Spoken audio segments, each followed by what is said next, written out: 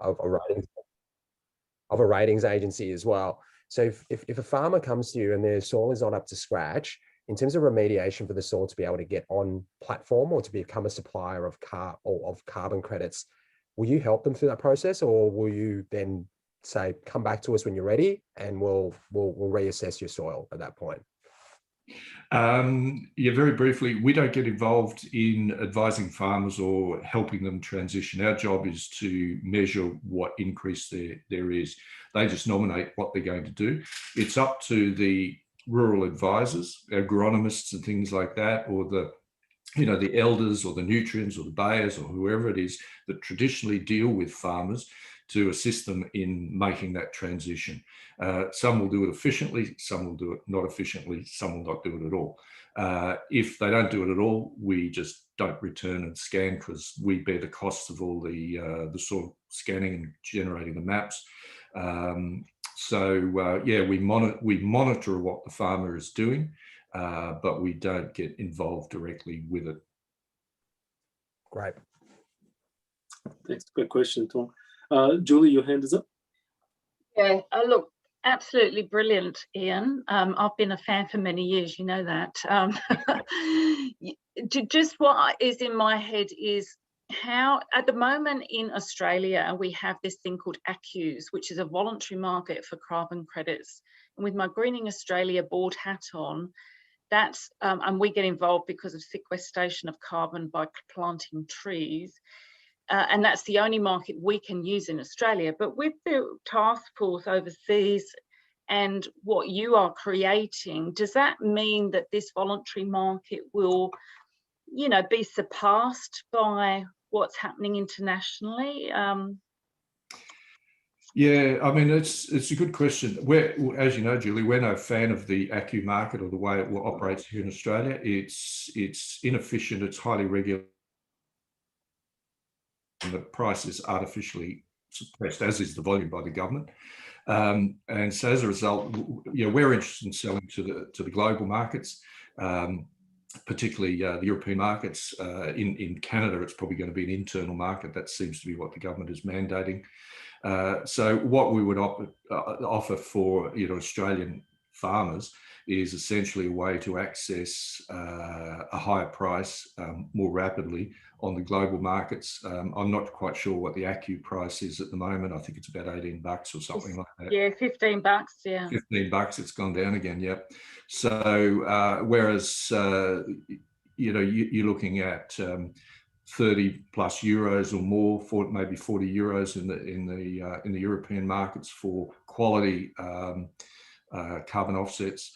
I would rather give a farmer 60% of 40 euros than 60% of $15.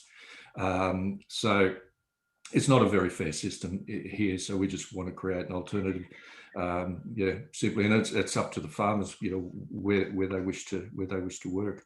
As long as, I'm just querying whether they can legally do that, because if farmland is in Australia, then aren't they subject to Australian laws about where the carbon is used? Like, I don't know. It's a technical question. It's a good question, Julie. It's the answer is, if they want to operate under the Australian financial market system and the Clean Energy Regulator and the ERF and all that kind of stuff, yep, absolutely, they got no choice. If they want to grow carbon, which is what they're doing on their property, and do it under a different methodology, that's perfectly fine. It's the same way at the moment. If you're growing trees through Greening Australia, you can choose to have it certified by Gold Standard, Vera, or one of the other ones, and that's your choice, and that will allow you to sell it in different areas. So it's an emerging market globally. That's basically the conclusion. Yeah, it is. It's the voluntary carbon markets, which the emissions trading schemes at the moment, which is the regulated ones, they're huge. I forget exactly what they are, something like $100 billion a year or something like that. Whereas the voluntary carbon markets are currently under $200 million a year, but they're growing rapidly. You know, essentially at the moment, there's about 11 billion tonnes per annum of carbon being sequestered. And that needs to rise to about 40 billion. So it's got to go up by a factor of 4. That's awful. I'm talking per annum here. So that's an awful lot of carbon has got to be removed, and a lot of companies that have to transition towards net zero. So the markets are about to, you know, explode in terms of demand. And there's the price push as well as the price is going up. I mean, just as a last comment, because I have to jump on another call, but you know, the price of $15 a tonne in Australia for carbon is just so out of step with, you know, the thinking in a place like, you know, Canada, for example, where it's pushing it up to 170. New Zealand's pushing it high as well, and Europe it's high. But there's a benchmark index called the social capital cost of carbon, and that what that reflects is every time a tonne of carbon goes up there, the actual economic impact on the planet and the people on it is what they call the social capital cost of carbon. At the moment, it's $50 US a tonne. It was just set by the Biden administration in March. Prior to that, it was previously set in 2015 at 45. So it's now $50 a tonne. So economically, it makes no sense for a carbon price to be under $50 US a tonne, because that is the direct impact of what it is. So we see that as a natural benchmark, which, you know, the world will move towards over time. And, you know, Australia will have no choice but to move along with it if it's going to keep in step with the global markets. Thanks, Ian. That's really great, and I really appreciate your time. You know, just being in the hot seat, you know, I think it's such an important conversation to have, and you know, we really do, you know, wish you lots of success. You know, and those in the community, you're happy for people to reach out through either the LinkedIn group, through directly, or, you know, we can ask and we'll do the introduction. Yeah. Yep. That's great. Thank you very much, everybody. Much appreciated. Thanks. Thank you, Ian. Yes. That's good. Bye. And what we'll do is just let everyone know. So we've had about 8 people who, over the period of time from either the breakout rooms or here, have had to drop out and come back in. And so, there's about 8 people just saying, "Can you please let me back in?" For some reason, Zoom doesn't let people back in after they've left after a breakout or in the breakout session. So what we're going to do here at the moment, we're going to do a breakout. We're going to break into groups of 4. And what I'd like you to discuss for about 10 minutes is who so we're talking about measures, sorry, because we've got Jan coming up as well. What is it that in what you're trying to do, you're trying to measure? So what I'd really love you to do is, you know, so taking on that kind of the challenge that Ian is putting out to the market, in what you're trying to do, what are you trying to measure in terms of impact in the work that you're doing? And what kind of support do you need to measure that? So what is it that you're trying to measure in the impact? What is the impact that you're trying to do? How are you trying to measure it? And what support do you need to do that? We're going to do a quick breakout right now, 10 minutes. When everyone comes back, we're going to dive straight in to Jan from BASF talking about the collaborative economies and how do we hustle to, you know, and work with large organizations such as BASF and other global giants to make the SDGs a success. So right now, is everyone clear on the question we're asking? Mm-hmm. Anthony, would you love to do your magic?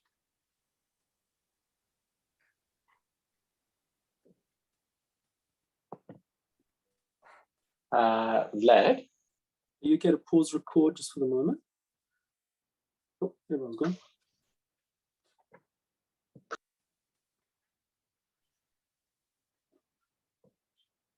Our breakout rooms will end in 50 seconds. Super. So are there any more breakouts still to come?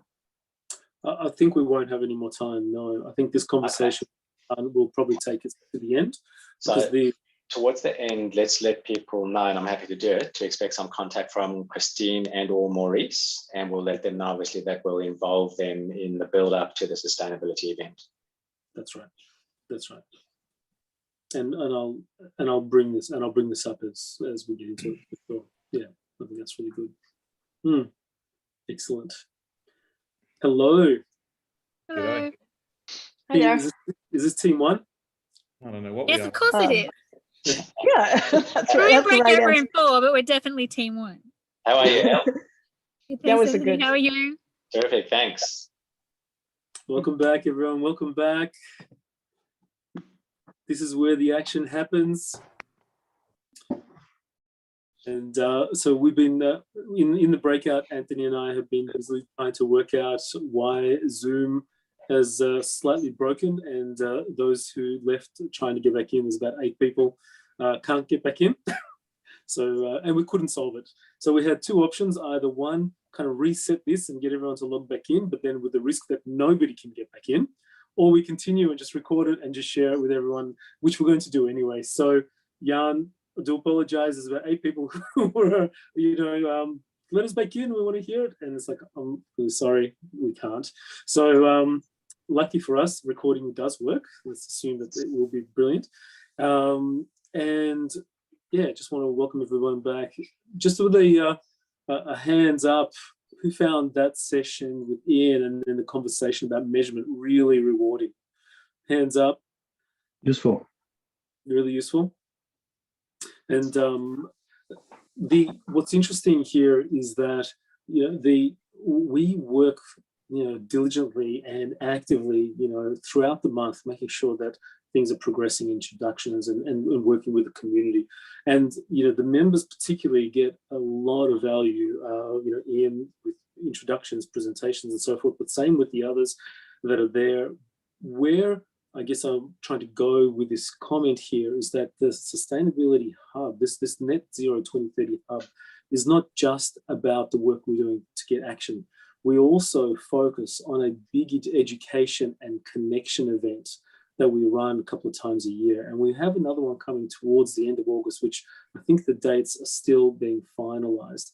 And so that sustainability forum, Ian is one of the key contributors, has been for quite a while, and there are other advisors that are here, and if we couldn't make it today as well, working, very hard behind the scenes to create an event that is really broad in its ability to educate, but also closely linked with impact in the different areas of, in the different focuses of the SDGs.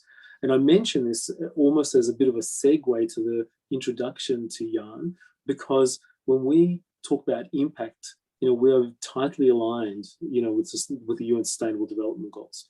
And I've asked Jan to speak to this community about something that we see in this forum that happens twice a year, and also for many of the members and participants in the community, how do you access the large organizations, those that are doing significant pieces of work, programs of work around the world, such as BASF, and how do you really get involved in achieving that collaboration together, regardless of your size or regardless of specifically where you are in the journey? What do you need? How does it work? What are these organizations looking for? So without further ado, I would like to introduce Jan, and thank you so much for participating.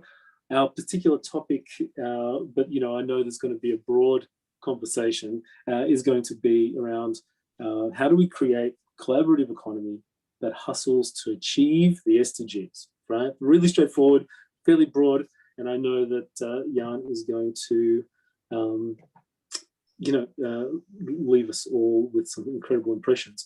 Can I make you the presenter, Jan? So, okay. So Vlad, I can tell from Jan's accent that he's 5th generation Aussie, but I don't know a lot more about Jan's background. And Anthony, before we do, you just need to, I think because you're the host, you need to make Jan co-host so he can present. Sure. If you make me the presenter, I can tell you a little bit about myself. With my accent, I seem to have many people guessing where I'm actually from. I'm not going to repeat that guessing game here. I'm German. I was born in Berlin. I'm 48 years old. I was actually born in East Berlin, so that's oftentimes a very interesting talking point for people, because I've lived through the communist times of Eastern Germany up until I was 17. So I have a relatively good impression of what life was like then, and I really enjoyed the freedom of moving around the world when the wall came down. I'm going to share my screen here. I moved to Australia in 2006 and worked through a few roles here. I literally came with a container, a wife and a child, found a job here pretty easily, and after a couple of years ended up working for BASF. They were advertising for a role at the time that I was really interested in, and was really bizarre when I came to Australia to see how recruitment works here. You don't go to the companies directly. You have to go through an agency, and the agency would never tell you who you're actually applying for a job with. They'd all mask that and filter first. And BASF had an ad out that actually said, "We are BASF and we are looking for this sort of role." And I thought, oh, that's pretty cool. If I as a German could work for a German company, but here in Australia, that should be quite interesting. So I've been with BASF now since 2008. The longest role I've ever held with professionally with any company. And I tell you, the reason I'm there is not because I'm a chemist. I'm not a chemist. I'm a trained chef. It's not that that I stand for everything that BASF represents necessarily in the world. There are many things in our portfolio where I go, I'm not sure whether I like this chemistry so much. But there's so many opportunities for individuals to move around, learn, engage, work on absolutely fascinating projects. I think that's what's come out in the conversation with Vlad as well. So that's what's brought me to this place today. And I'm going to see if I get this right with the presentation mode, and you tell me if you can see this properly. We can. Yep, perfect. Yeah. So the title I've given this is an inside out and outside in conversation about sustainability, the Sustainable Development Goals and progressive industrial environmentalism in manufacturing. And it's important that it is about manufacturing because we make stuff, physical things. And our products go into, you could say, virtually any of the products that you're surrounded with today. The desk you're sitting at, the telephone you're holding, the glasses, the specs you wear, the paints on your wall, the carpet under your feet, the cars you drive when you go to your next appointment. Everything has chemicals in it. Obviously, everything has chemistry that is required to make these things work. And BASF is a really large chemical company that has a very broad portfolio. And I'll touch a little bit on that, because it puts us in a very, very unique position. What you see here, the picture I've put on the first slide, this is our global head office. It's located in Germany, in the heart of Germany, between Frankfurt and Heidelberg. So anyone who's been to Germany and knows a little bit about geography, that's where you're looking. The place is called Ludwigshafen. It can be a bit of a tongue twister for anyone who doesn't speak German. It's on the River Rhine, so that's the river that you see. Everything in this picture is BASF. It's about a 10 square kilometer facility that has about 200 different chemical plants that are all interconnected. And that concept that BASF uses there, we refer to it as the German word Verbund, which means a collaborative network of some sort, in this case for plants that are connected via pipelines to reduce the logistics required to move product from A to B to C. We operate a couple of crackers in there that crack crude oil. From there, everything flows into the various plants, and off product from one plant becomes an input for another plant. In theory, what we want to see is that only a drop of water comes out at the end of the day. Everything else has been used. So that's the concept. We have a few of those plants around the world, but not at this scale. At this size, this site here, you have 30,000 people work. 20 years ago, it was 50,000 people. So through restructuring, digitalization, and so forth, roles have become redundant, but it is still a $30,000 people site, the biggest chemical site in the world. And it is really quite phenomenal to see and experience.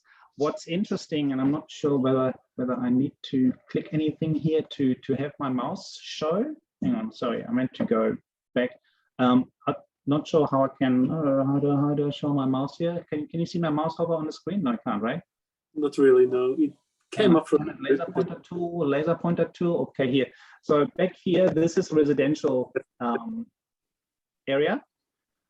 So we are under particularly heavy restrictions to make sure that our emissions, anything that comes out the stack, is clean and doesn't impact the surroundings. So on the other side of the river is a city called Mannheim with a few 100,000 inhabitants. We have some of the strictest technologies in place to reduce our emissions from that site to the areas outside. And it's something that drives a lot of our activities in Germany, in engagement with society at large, politicians, governments, etc., to make sure that our license to operate, our social license, is intact. People are happy to not just work there, but live right next door to a site like this. And the value we create for our shareholders and for our staff, of course, is shared with the society, with people like you and I, who have a choice with the products we purchase, where we talked about before. Knowing the carbon footprint of products that you want to buy in the supermarket is something that we support. We have a commitment to quantify the carbon footprint of every single product that BASF has in the portfolio. It is something that is so easily said, and it is something that is so easily expected by governments and by consumers. And I can't begin to explain to you how difficult it is to come with a figure that is accurate and steeped in reality, to tell you what is the carbon footprint of a product that we sell and that then goes into the market, that is turned into products that we find in the supermarket. So there's a lot of complexity behind these simple concepts that come up in conversations, and that is one of the reasons why Vlad and I have been, as we go grab a coffee and go for our walks, come to a conversation like this to say, okay, how can a company who manufactures product, who has an enormously large carbon footprint ourselves, how can a company like this communicate with the rest of the world adequately to make sure that what we do and how chemistry really works in practice, in reality, for the world that we know, what's the good of it? How can you tweak it? How can you make it better? What are the ideas that surround us everywhere that we should listen to, that we need to know about, that we could also support? So this is all going to come out in the next few slides. I've got a few things here that I just grabbed off the internet to give everyone a bit of an impression of here how big BASF is, a 60 billion euro enterprise revenue per annum, with a EBIT of about 10%. We invest heavily and have been investing heavily in reducing our environmental footprint through a whole variety of measures. So the latest example here was for one of those Verbund sites that we're currently building in Shenyang, in China. A 10 billion euro investment will be 100% renewable electricity that we use there. For the big site that we have there in Germany, we are now working with an engineering company like Siemens to add electrolyzers and use renewable energy basically to drive those electrolyzers to then create the power that we need to operate our plants. You can look through this here to get a bit of an impression of where we're spending our money and what we're doing. An interesting one that I found just last night, this one here is in German, unfortunately. We have the German Chancellor Angela Merkel spend an hour with our staff next week So I'll be dialing in for that. It's just to show the clout that a large manufacturing company like BASF has with governments. That our chancellor spends her time talking to BASF. Products that you might know yourself, Adidas here as an example, 100% recyclable materials developed with BASF. This shoe is 100% recycled material, so it's made from recycled materials, can be recycled again at some point in time when it falls apart. So a lot of things where we push for relevant innovation to reduce our carbon footprint, to be more environmentally friendly than a size or a company of the size is by default. An interesting fact that I learned recently: BASF alone in Germany produces between 1% and 2% of the carbon emissions of Germany. BASF alone. This is a phenomenal number if you think about the industrial operations in Germany and the 80 million people that live there, and our company alone is responsible for 1% to 2% of the carbon emissions. So we have a huge task, obviously, to reduce that. We have a huge task in communicating why we are in this position as the chemical industry, why we are in a position to also develop solutions for these challenges, because you almost can't operate in a much more efficient way if you're making chemicals than the way we have put this Verbundzeit together, right? But still a huge challenge, and it's going to be interesting how we proceed there. And it's just, here's something BASF forward, because Vlad and I were talking about, well, what is BASF doing that supports new ideas that are sprouting up everywhere in the world? We have two entities. One on the left, BASF New Business, that integrates new business concepts and new products into our portfolio that aren't traditional territory for BASF. So we're trying new things there. Two examples given there: 3D printing, where we make the polymers basically that the 3D printers use. So that's a business that BASF is trialing out. And e-power management, meaning electricity, where we trying to get into the market of building utility-sized, 20-foot container-sized batteries that can be used for long duration charge and discharge. We are effectively bringing these into Australia even, because we want to help the mines, for example, to electrify or use renewable energy to run the operations. And they need batteries, of course, because the sun goes down in the evening and the wind doesn't always blow, so they need batteries to store electricity. And we believe that we have a solution that can play a part there. But perhaps more importantly to anyone else in the room here, we also have a venture capital entity. So people with clever ideas that convince BASF that that's worth spending some money on. There's an evergreen fund available of 250 million euros. I'd be very keen to work with inventors and entities here in Australia to tap into that fund, because it is available. And it's not something that we've done so far, but I want to bring that out. I want to talk about this more, and I want to hear people's interest and ideas around that. So that's something where the external world can tap into BASF and guide us a little bit where the future lies. On the next slide here, I just want to come back to one point when we talk about sustainability. In my view, terminology like sustainability has become a fashion word in recent years. It's certainly become a lot more mainstream in recent years than I can remember. But it's interesting to note that BASF has had a sustainability strategy in place for over 25 years. So it's a topic that, even though it wasn't communicated so everyone outside of BASF understood, perhaps, it has had a focus for our company for many years. Understanding this the need to operate in a sustainable fashion, to focus on products that are more sustainable now and in the future than the ones that we produced before. So this has been around for quite some time.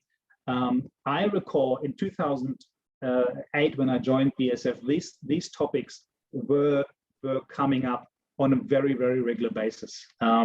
Sustainable development to create a value is a conversation that within BASF has existed for many, many years.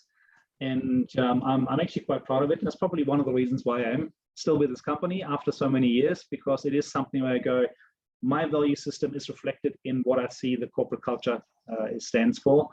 And I couldn't resist but put this person's picture in here as well. He's in our R&D team looking at our carbon management solutions. And he is nitpicking a little bit here, because when we talk about decarbonization, right? And if we talk about decarbonization of the chemical industry, he's pointing out quite rightly that 50% of our products are carbon. There cannot be a decarbonized chemical industry. What we can do is we can make sure that wherever emissions are concerned, wherever power and energy is concerned, that we use renewables, right? So there's a decarbonization of our footprint in that sense, but you can't talk about decarbonization of the chemical industry because carbon is such an integral part of chemistry, right? So it's just quite interesting to really have that splitting of words here to make sure that the meaning is understood, because the solutions to our problems are complex. They're not easy. And I think this needs to be understood. The circle I've got here, this is really something that we're trying to put into our messaging, that the concept that we call chem cycling is something that we're bringing into the whole portfolio definition within BASF, where new feedstocks are brought into our chemistries that can be recycled and brought back into the plant. There's ideally no waste. So in the breakout group, we talked about plastic waste floating around the ocean, and people getting upset about that. And BASF is saying, bring that plastic back, don't throw it out. This is a resource, we need this. We have technologies, there are companies out there that can use pyrolysis to turn this plastic back into useful raw materials that we can use. We want this. It is not waste. Don't talk of it as waste. It is a resource. Don't throw it out. Don't burn it, incinerate, try and get rid of it. Give it back. We need it. Okay. So it's one of those complexities that we see where we talk with passion about the chemistry and how things need to work to make it work and make it work economically, that in the public mind and oftentimes in the media are just displayed and talked about in ways that are just not right, because they're not understood well enough. Okay, so that's something that I wanted to bring into the conversation. And just a little bit here on BASF in Australia. You see here the range of products or the range of industries that we service. I just grabbed 3 examples because they're indicative of where our big business lies here in Australia. One is all around the mining industry. So a lot of our products go into the mining industry to help miners separate rock and soil from the minerals, essentially, and the process plants that they need to then further refine. We operate pink lakes over in Western Australia to harvest algae, which contain beta-carotene, which we process here at a plant in Australia, in Melbourne. They're super popular with tourists. They want to see them because they're just so unusual. They were used here in a photo shoot with Maya some years ago. So really pretty to look at. I always like this example because this is algae. This is green. The algae grow all year round, and we'll harvest them. So it's the most natural chemical you can think of. It's chemistry. Just like anything else is chemistry, this is also chemistry. So for us, there's really no good or bad chemistry, what molecules you process. It's all about how you do it respectfully, and with the, with as little waste as possible. And the last example here is a farm site that we operate to help agronomists around Australia and help farmers around Australia to see the effect of using certain products that we have in our portfolio versus using other products or using no products. This is in a push to digitalize, like Ian Jones was talking about, digitalizing the Australian farming industry. This is one of those examples. This is a live website. You get 24-hour streaming of the conditions on site. You can see exactly what is happening on the ground to convince yourself how the products are working under the various conditions. So this is a big market for BASF, agricultural products, herbicides, fungicides, pesticides, all the stuff that people typically say, oh, I don't want that in my food, that's all nasty, that is not something that I really buy into. Unfortunately, we have things like the mouse plague going through the country. We had the wasp plague in years before, and it's not something that will just naturally go away. People need to deal with it. And chemistry comes into dealing with these things. And the same with herbicides and fungicides. There are robust use cases there where chemicals play a part. And it's a question of, how well is the chemistry understood and how is it applied? We want to make sure that when farmers apply herbicides, for argument's sake, they don't use too little because they want to save, because then it's not effective. We also don't want them too much because then it's not good for the soil, it's not good for the yield either. So it's a lot about the education of how the chemistry works at their farm, the soils, the crop that they're planting.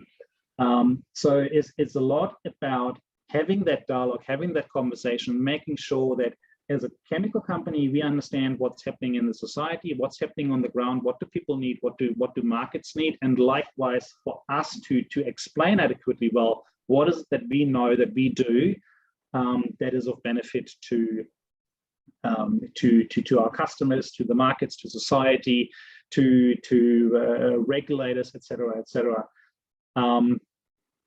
The problem statement I came up with essentially is because of the size of a global manufacturing business like ours, we have access to networks, governments, funds that other companies typically don't. Smaller companies typically don't. We have a lot of freedoms in funneling our money in different ways than governments. Obviously, governments are working for a country. A multinational corporation chooses where it spends its money, obviously, right? We have a huge role to play, some of which we play out of our own interest, out of our own volition and ideas that we come up with, and things that we want to push and we are pushing with our R&D budgets and bringing products to the market. But at the same time, we don't solve any of the world's problems by ourselves, right? We need to engage with people like here in the room to hear what are the problems you're facing, what are the challenges you're facing, what are the good ideas that you have or that you've heard about that need funding or that need connecting, that need some additional R&D, that need some know-how on how do you commercialize something, how do you bring your product from A to B, where we have expertise, we have access, we have means to do a lot of things if we get the right dialogue happen. If we hear about things that we can discuss and agree to, that we can support.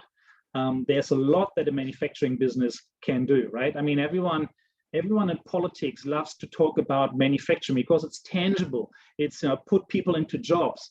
All the governments around the world, all they ever talk about when they create jobs, they want to see plants being built and people given jobs. They hardly ever say, go to a company and say, please build me another 10,000 jobs in finance, but because it's just not tangible enough. So they all talk about something more related to manufacturing. So there's a lot of attention that we get there to work with governments and legislators. Obviously, we make investment decisions that are driven by what we believe in, what our customers believe in, what rules and regulations are in place that force or endure us, and entice us to go a certain way. And all this now put together, right, in the conversations with Vlad, like I said, there's just so much going on. There's so much going on in the world. There's so much going on within BASF. There's so many technologies, so many markets that we're touching, so many ideas that we have that we fund, and so much money that we also make available to others to fund their ideas. So the question is, how do we hustle towards the sustainable development goals with the creative collaborative economy, and how to leverage companies like BASF? I'm not saying just BASF. Obviously, there's so many other companies, but I'm representing BASF in here today, just to have that conversation with everyone in the room. So, okay, what do you hear and see, and what I've talked about, what I'm presenting, that makes you think, I wonder if a person I know, or I wonder if an idea that's been floating around is worthwhile getting out of the drawer again. So I heard Ian Jones before talk about a couple of topics where I go, I definitely must talk to him after this session. John Engelin in the breakout room, he was mentioning a white paper that he's drafted. I definitely want to see that. It definitely sounds like something. Hey, here we could do something. I'm just really curious to have a conversation with everybody around this. I have no specific goal that I'm trying to achieve. I have no specific outcome in mind. I just want to make sure that as a large manufacturing business with so much power and capabilities, we engage with the community in ways that aren't able through this network. So I hope I didn't bore any of you too much. I'll shut up now and give it back to Vlad and follow whatever process happens from here. That's awesome, Jan. And it's exactly where we wanted to get to with this conversation, which is knowing and seeing how a huge manufacturing organization like this is driven to, to look at, impact, sustainability, emissions, energy, recycling. That was an incredible piece. Carbon footprint. I'd like to open it up to the group here. What sort of questions has this raised for you? What sort of concerns? What sort of things would you like to put on the table? I've got a list of questions for you, which I'm kind of really keen to jump into, but this is not my forum. So just go ahead. If you want to unmute yourself and ask, please just go ahead.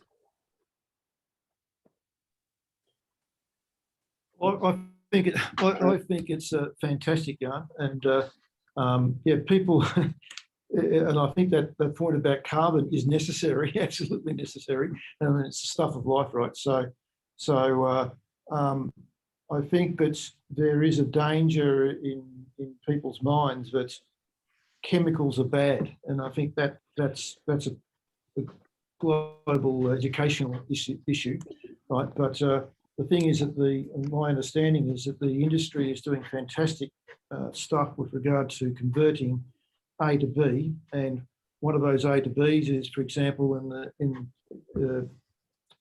doing nitrogen fertilizers, for example. That can be in the future change from cracking fossil fuel to hydrogen and nitrogen from the air, essentially, right? And so there's we definitely need the chemical industry, on the plate and doing their thing. So I think that BASF have the scale that is required. If you actually work out, for example, how much hydrogen is required to just run transport, if you want to do that, it is huge, absolutely huge. I mean, it's mind-boggling in its scale. So whatever happens, guys, it has to have the scale, and you need big companies to be able to develop that scale. That's all I've got to say. So, fair comment. Exactly right. And Jan, I would love to ask as well. Like, so if we're looking at chemistry, I mean, you mentioned pyrolysis especially, and that's just been a hot topic here. And I'll probably say every second day I've got a conversation about some sort of form of recycling, and pyrolysis is very common. People are talking about all over the world. How are you engaging? So all of these organizations, dozens and dozens, right, looking and trying to set up projects, demonstration projects. how do they get involved, like with BASF, or what's the interest of BASF in those sort of projects? I mean, I know there's a few people on this call as well who are doing that sort of thing. Yeah, good one. Pyrolysis is definitely a huge topic. Getting plastic back into the loop. We have invested in companies that have developed specific processes to recycle particular types of plastic. Some easy ones are like car tires. There are mountains of car tires around. You can shred them up, and you can ultimately use a pyrolysis process to turn it back into oils that we can then buy off these companies. For example, we also have our own chemical solutions for various pyrolysis applications.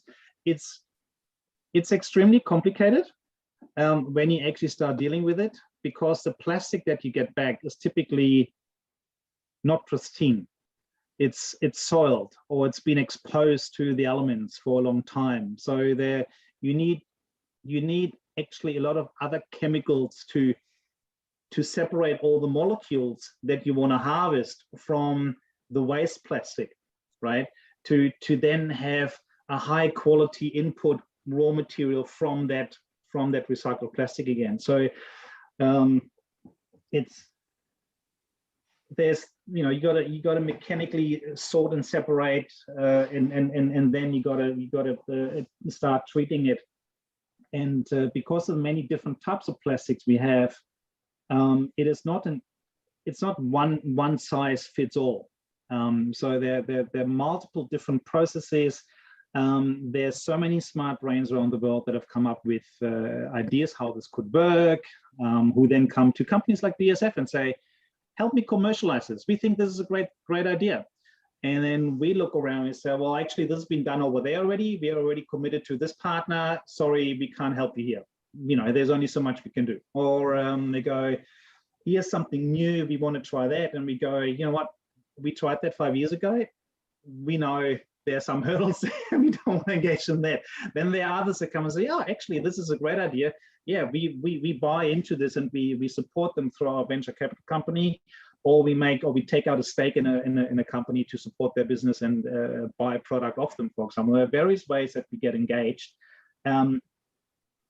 It is unfortunate that the devil is always in the details. So it really depends on what ways someone has invented to do good.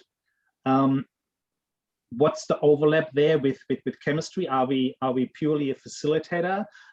Is our portfolio required to actually help do something? Is the process that someone has invented scalable? Because some things work beautifully in the small scale, but as soon as you try and bring this to a commercially relevant size, you run into problems that in the small scale you couldn't foresee. So that's why, unfortunately, oftentimes even good ideas don't necessarily fly. Even ideas that start flying, it's slower than desired. It's always slower in chemistry. It is, and I won't hold the floor because I've got lots of questions, and I know that we're sort of running out of time. So, Julie, you had your hand up as well. I can ask my questions a bit later. Go ahead. Yeah, look, fantastic. Lots to think about.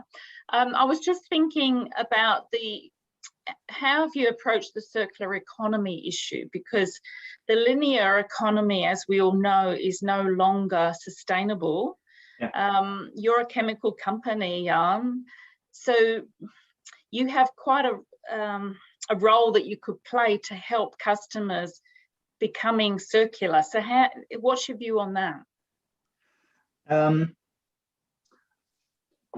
So the circular economy is not the problem, but the solution, right? Yeah, no, it's not a problem. I didn't say it was a problem. The problem is the linear economy. I know, I'm just teasing. We are all for this, and I can give you a very practical example. In Australia, we bring our products from overseas because we have to. Once they're no longer used in the process, I would love to recycle them, but it's not economically feasible to send them back to Europe, right? I have to do something here. I have to be able to recycle in Australia. There's no industry there. There's no industry there. So I'm literally talking to a couple of universities and a couple of engineering companies who also quite like the idea, and we want to try this out for some of the catalyst products that I'm specifically selling to mining companies who otherwise stockpile it because they have the space. They don't like to have it there, but they have the space. So they postpone dealing with the problem until some time when either regulations are there or it becomes a unsustainable way of handling it on site. We are all for recycling. We want everything back if we can. In Australia, because of our remoteness, and often in many cases, it is a particular challenge, and there's just not enough of the right sort of industry in place to just segue into it, right? But we're definitely all for this. We have a process we call chem cycling. So I can send you some information on that. But it's a huge program within BASF that extends the recycling and how people understand it into then chem cycling as well. Because like I said before, we can sell more chemicals in a recycling environment, in a recycling economy, than right now, because you need so many chemicals to pull the molecules apart again and separate them and bring them back into a reusable format. That this is actually a very positive business model for BASF. So we are definitely for it. That's awesome. It's really good. And I think the conversation, because I mean, I know a lot of people have to leave. We promised everybody that 5:30 we would wrap up. So I think there's going to be a lot of conversations around the recycling, and post this aired, Jan. Are you happy for people to get in touch with you and reach out? Absolutely. Yeah. Absolutely. Thank you so much. And Jan's details. Everyone, bring your kids, and we'll teach them something about chemistry along the way. No problem. That's awesome. You say this, but my kids are on their way. This is school holidays. They're going to come and have a look. Thank you so much. Really appreciate that, and I think that's it's given a lot of people that the understanding of what's possible at a large scale, because it's very daunting, I think, for many doing these deep developments to actually have a conversation with some of the large manufacturers. And I think this just goes to show how if you look and scratch and meet the right people, that there's real access and a desire, to build out, even with organizations that are fairly small, but still testing and pushing. Blood, in 15 minutes, we haven't even scratched the surface. So anyone has any questions after the session, get in touch. Yeah, and I've shared your details. I look forward. The LinkedIn details are there too. So I know people need to drop off. So I wanted to just again thank you so much, everybody, for attending. We've got another session on the Monday evening, Australian Eastern Standard Time, which is at 6 p.m. because we've got quite a few people in Asia and Europe that will make this morning. Helene, who's on the call here, she's going to be having that conversation about blue carbon. That's going to be incredible. I think it's it flows on from the conversations we're having, because it's all combination of changing thinking, chemistry, working together, collaboration. So I just feel that in the last couple of months we've had incredible progress. So, and I thank everybody who's here and who could make it. We will also send out the dates for the next month's session in July, so the two. So, but they're all locked in right now. We'll get the invites out earlier as we get our systems sorted. So, any final comments before we bring this to a close? And you're welcome to stay on and chat for a bit longer if you need. Thanks, Vlad. Thanks all. Thanks, Simon. Thank you so much. Well done, Vlad. Another winner. All right, thanks, Julie. It was great. So consider this a soft close. Anthony's had to quickly rush off and take care of his daughter. So the session is recording, continues. I'm not sure if I know how to turn the recording off, but feel free to drop off or stay on for a few minutes. I gotta go. Thanks, everyone. Thank you so much, my friend. Thank you, everyone. Okay, Julie, you and I, we've got a catch up today. Yeah, I was just, when's that? I think it's 4 o'clock. Anthony, 4 o'clock, that's it, yeah. Anthony, did you want to turn the recording off while you're there? Yeah, sure.